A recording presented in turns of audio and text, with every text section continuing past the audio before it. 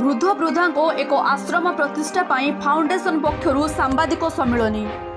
सेवा ही धर्म सेवा ही कर्म को आधार करी बालेश्वर जिला जलेश्वर ब्लॉक सरसीदा ग्राम रे थिबा हेल्प फॉर यू फाउंडेशन तांकर निजर सेवा को समर्पित करिबा पाई जलेश्वर अंचल रे रहुथिबा खुला आकाश तले जहार जीवन सेही भली विभिन्न असहाय निस्सहाय वृद्ध वृद्धा बापा मां को पाई एक वृद्धाश्रम प्रतिष्ठा करिबा पाई फाउंडेशन पक्षरु स्थायी सभापति मानस रंजन धोलको सभापतित्व रे एक सांबादिक सम्मेलन अनुष्ठित होइथिला। हेल्प फॉर यू फाउंडेशन ता 15 डिसेम्बर 2020 तारिख रे आरंभ होई बालेश्वर जिला सहित अन्य जिला मानकरे मध्य निजर सामाजिक कार्यक्रम को जारी रखिछंती।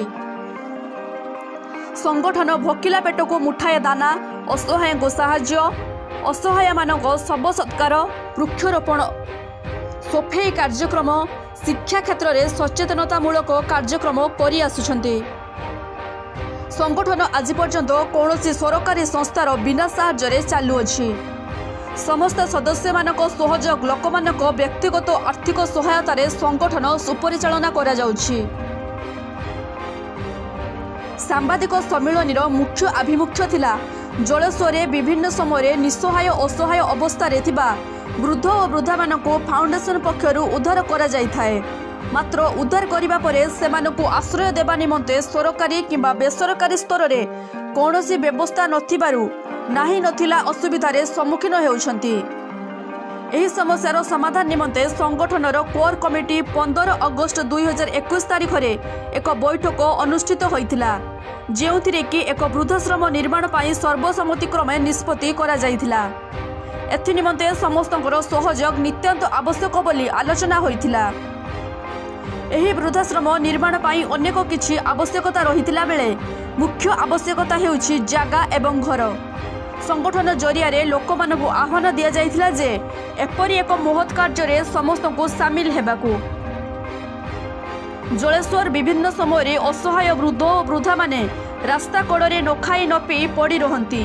अनेक समय कौनसी कारणरू घरु अभिमान करी पळेई आसुथिबा वृद्ध वृद्धा मानकु उद्धार करी ताकर ठिकଣା खोजिबाकू बहुत कष्ट हुए। सेही समय सेमानकु आश्रय देबा निमंते एहा उद्दिष्ट अटे। सेमानकु एठारे रखी ताकर ठिकଣା खोजी घर सहित सद्भावना सृष्टि करी तांकु घर को पठाइबारे व्यवस्था करा जिवो।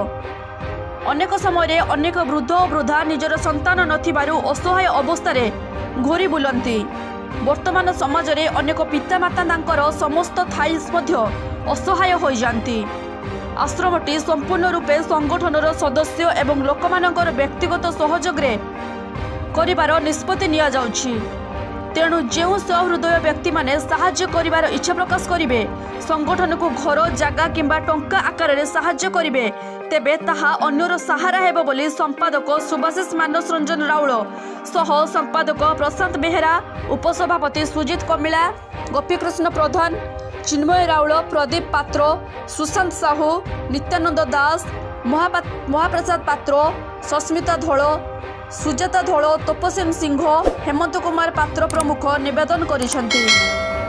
जलेश्वर मनोज कुमार भूया रिपोर्ट अपराह्न न्यूज।